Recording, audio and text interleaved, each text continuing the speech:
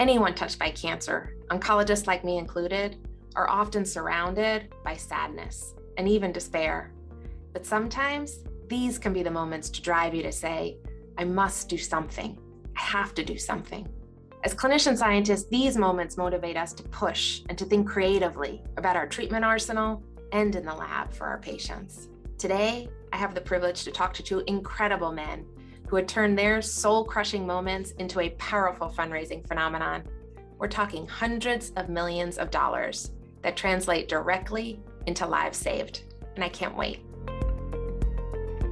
Hello, I'm Dr. Diane Reidy-Lagunes from Memorial Sloan Kettering Cancer Center, and welcome to Cancer Straight Talk. We're bringing together national experts and patients fighting these diseases to have evidence-based conversations. Our mission is to educate and empower you and your family members to make the right decisions and live happier and healthier lives. For more information on the topics discussed here, or to send us your questions, please visit us at mskcc.org/podcasts. Before I introduce my guests, I have a personal story to tell. It's about a 21-year-old college student named Drew who had adrenal cancer. After he had surgery, I had treated him with the tools I had at the time to give him the best shot at cure. But one day, at a follow-up visit, there on his CT scan, the disease was everywhere. It had returned. I sat in my office with the door closed and numb. It took every ounce of my strength I had to walk into that room and share the news with his family. 6 months later, we lost Drew, just shy of his college graduation. It was a heartbreaking loss for me, and I was determined not to have another story end like that. Meanwhile, MSK's fundraising group, Cycle for Survival, was raising money for research into rare cancers, actually like the one that Drew had had. Within 2 years, some of that funding went into a clinical trial, and I enrolled my first patient named Grace. Grace was also a college student with stage 4 adrenal cancer, which had spread to her lungs and her lymph nodes. Now, thanks to that trial, Grace is free of disease for 3 years. 25% of the patients on that trial had results like Grace. That's how pedaling helps save lives. Today, I am over the moon excited to introduce my dear friend and co-founder of Cycle for Survival, Dave Linn. Also joining us is Ethan Zohn, cancer crusher, avid supporter of Cycle for Survival, and the winner of TV's Survivor Africa. 7 years after winning Survivor, Ethan was diagnosed with a brutal type of lymphoma, requiring 2 stem cell transplants. He is now cured of his disease, the ultimate survivor. Welcome to the show, both of you. Thank you so much, Diane. Fired up to be here, and so great to hear stories like your patient Grace. It's awesome. Excited to be here. Thanks so much for having me. Dave, Cycle for Survival has raised nearly $300 million in 15 years. It's an ongoing smash in the fundraising world. Let's describe what exactly Cycle for Survival is. Yeah, of course. Cycle for Survival, it's the movement to beat rare cancers. So we have these incredible events. A lot of people call them dance parties on bikes because they're these stationary bikes. And it's not like a triathlon that you have to train for, because since the bike's not moving, we always say that you can either pedal hard or you can hardly pedal. And so everybody forms teams, and between your team, you share a 4-hour ride relay style.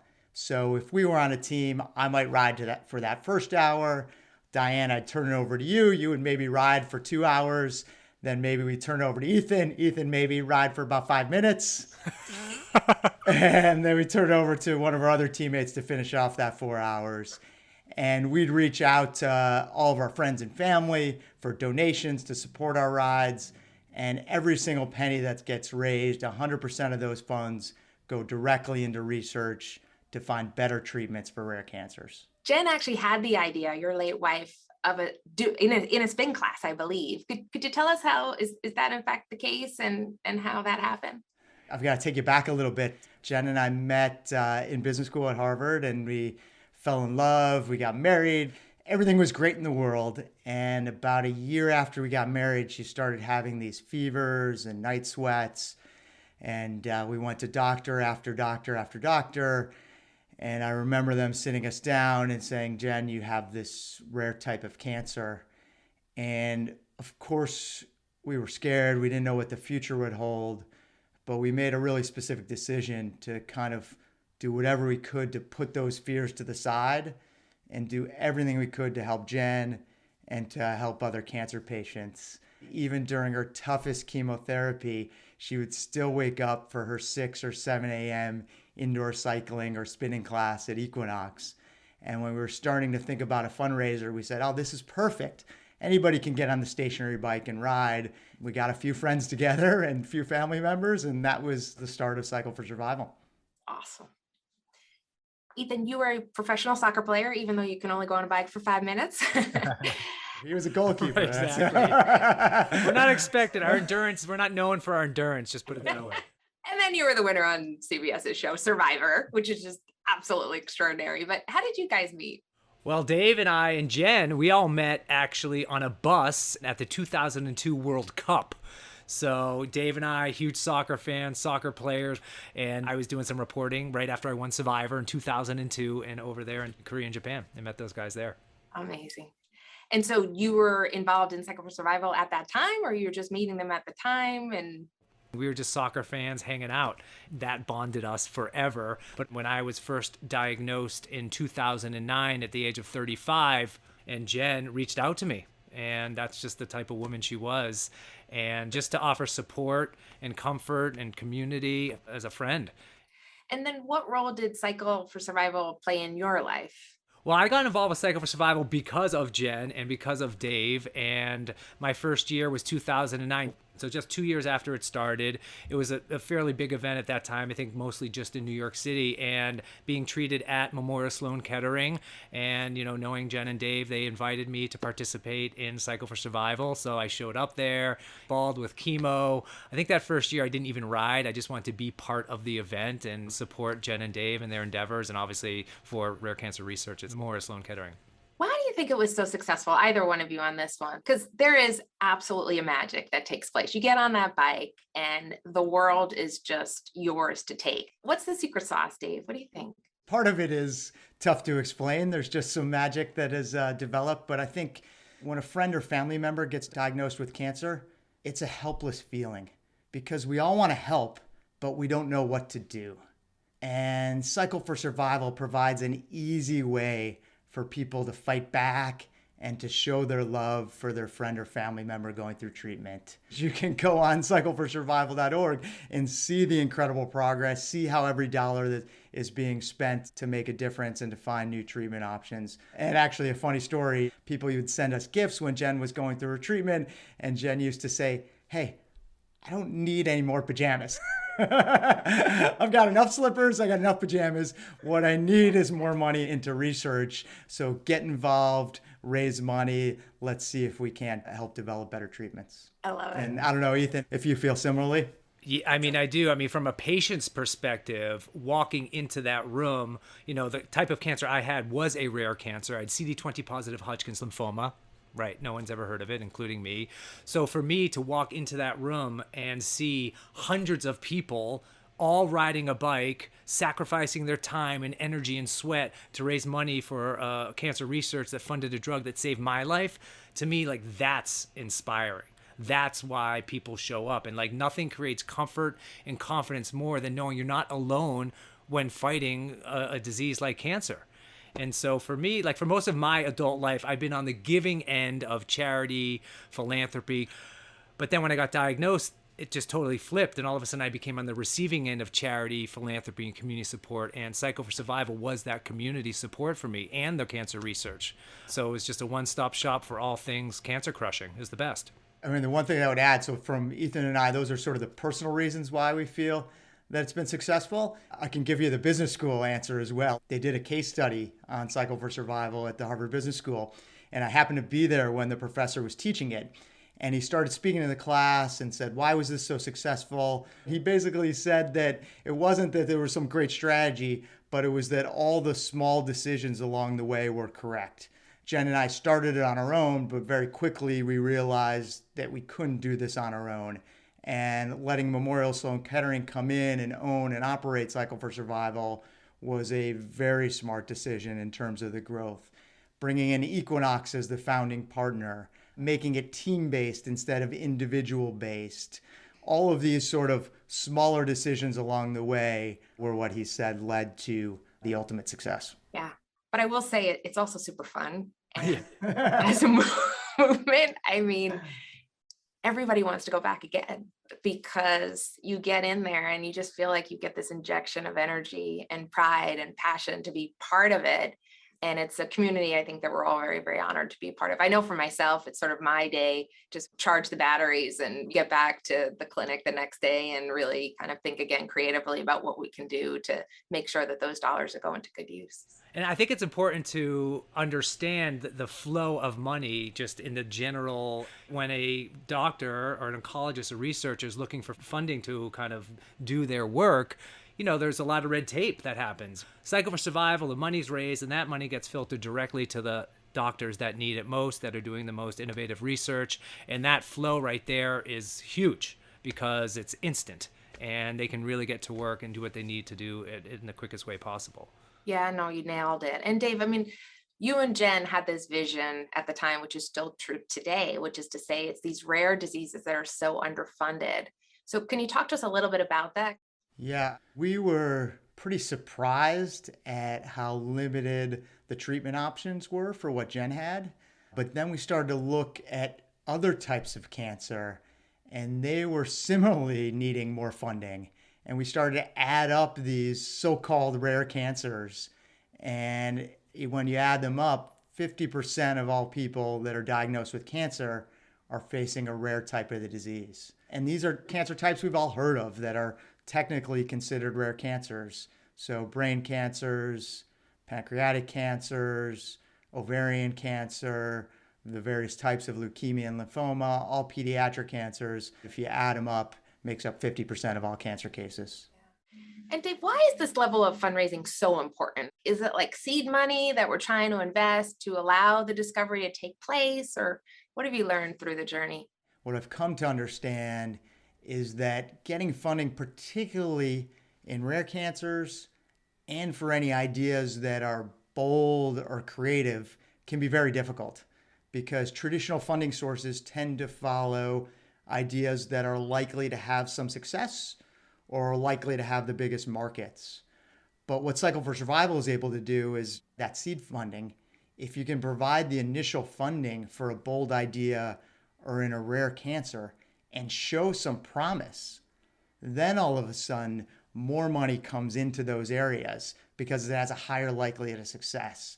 So the funding that we're actually providing has this multiplier effect that really leads to a huge impact. Speaking of impact, one of the biggest impacts, as you know, is the development of what we call MSK Impact here. And so much of the funds really started from Cycle for Survival, as you know. It's 505 genes that essentially almost all of our patients that come into Memorial Sloan Kettering have the opportunity to be tested for. And the idea is that we can test for these 505 genes in the patient's tumor, figure out, could there be a possible mutation or alteration to actually go right to that alteration to treat it. And so I can't overemphasize how important that what we call next generation sequencing and that type of technology has done to truly redefine the way that we're caring for our patients.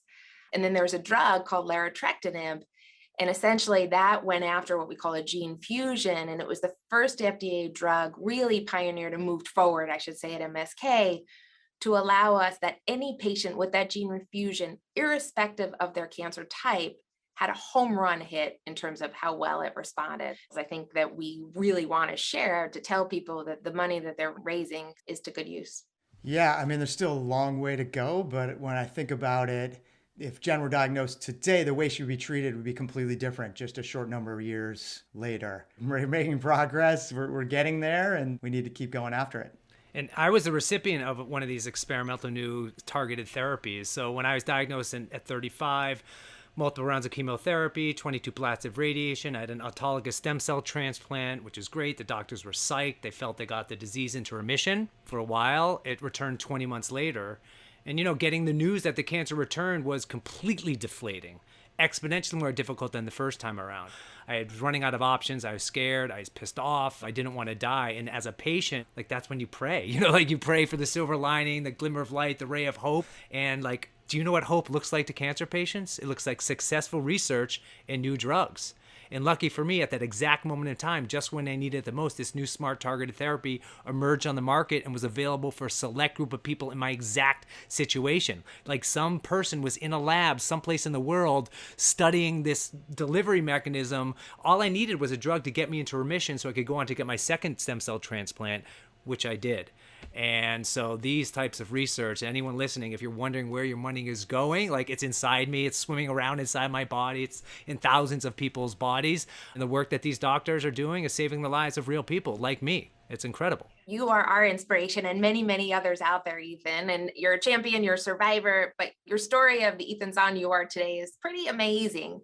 How'd you get here? Well, I mean, I think my cancer journey started when I was a young kid. When I was 14 years old, cancer came into home, took my father away from me. So growing up, my only connection to cancer was through my dad. If my dad was diagnosed today, stage 2 colorectal cancer, he'd be fine. But science and technology just wasn't there yet in 1989.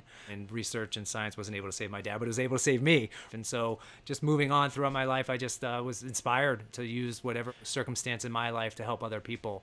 And I was really fortunate to go on this television show, Survivor, and which kind of put me in a position where, you know, I had a little bit of a platform. And so when I was diagnosed with cancer myself, it was an easy decision for me to kind of be public with that story, with that journey, because like the details of my life can help other people out there. As you said, I mean, you went through some brutal treatments with 2 transplants, and many of our listeners right now are going through a lot. They're terrified. Anything that you would share with them to sort of help and adjust when you get such a life-changing diagnosis? I always say nothing's more empowering than the truth. You know, often the thoughts and feelings that a cancer patient is having is the same as the caregivers. Fear, anxiety, loneliness, helplessness, heaviness, like we're all feeling that. But if you're not talking about it, then you really can't necessarily help each other in the best way possible. So I always just say be transparent with the ones you love, be transparent with the people around you, your doctors, your caregivers, everyone. Opening up that conversation will really help eliminate some of the barriers and get through the most difficult times in your life. Yeah, absolutely. And Dave, you were one of those caregivers. Anything that you can share and how you got through your time with those of them that are listening? Yeah, I mean, it's not easy. I'm not going to sugarcoat it, but I remember one of the early conversations we had with one of the doctors, and we were asking about the future. And he said, remember, year by year, it's all unclear, but day by day, we find our way. And that kind of stuck with Jen and I. And really, the second thing that helped us, we have these little fears, these worries. What if something doesn't go well at work? What if my boss doesn't like this? What if my son or daughter doesn't do well on their exam or get into college? All these little fears and worries, and they don't help us. And they particularly don't help us if you're facing a health challenge. So one of the things that Jen and I were able to do was to take those fears, put them aside. And actually, she often said that getting cancer was one of the best things that ever happened to her, because putting those worries and fears to the side allowed her to live the life that she wanted to live and live life to the fullest. So that's what I'd say. And Ethan, I know you have something similar in terms of kind of what to do with those fears and worries as they pop up.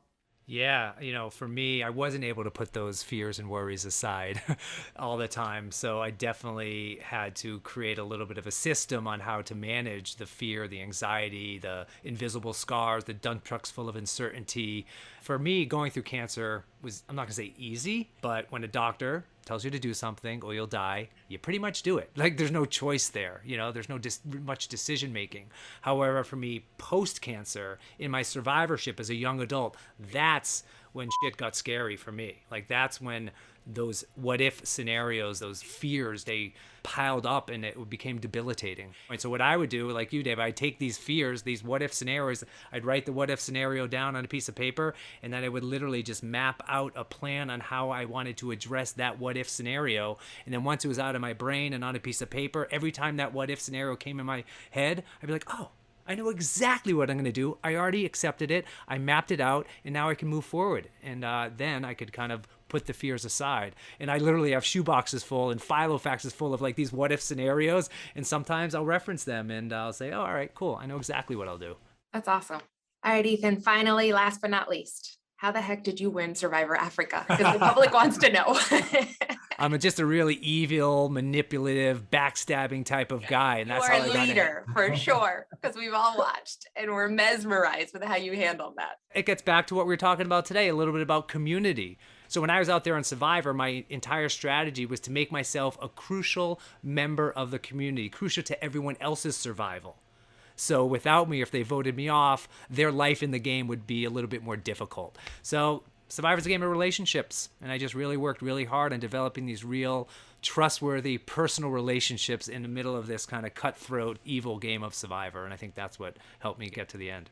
Some kindness. If people want to get involved in Cycle for Survival, what should they do? Yeah, I would encourage anybody who wants to get involved to go to cycleforsurvival.org. And you can register a team to ride with us. You can donate to my team, Team Fearless, or any of the other teams, to Diane's team, to any of the other teams out there. Team Buster, Ginger, Strong. There's so many ways to get involved and make a difference. And one of the things that I think Ethan and I have both learned on this journey is that getting involved in something that's bigger than yourself is one of the best things that you can do to bring meaning and purpose to your life. If it wasn't for the work of Cycle for Survival and all the doctors and nurses and everyone at MSK, I would not be alive today. So I just want to say thank you, and obviously thank you for including us in Cancer Straight Talk. It's just been a pleasure to chat with everyone. Well, thank you both. David Linn, co-founder of Cycle for Survival, and Ethan Zohn, cancer crusher, Uber survivor, and motivational speaker. You guys are the reason we do everything we do every single day. So thank you for joining me. Thank you. Thank you, Diane. Thank you for listening to Cancer Straight Talk from Memorial Sloan Kettering Cancer Center. For more information or to send us any questions you may have, please visit us at mskcc.org/podcast. Help others find this helpful resource by rating and reviewing this podcast at Apple Podcasts or wherever you listen to your podcasts. These episodes are for you, but are not intended to be a medical substitute. Please remember to consult your doctor with any questions you have regarding medical conditions. I'm Dr. Diane Reidy-Lagunes. Onward and upward.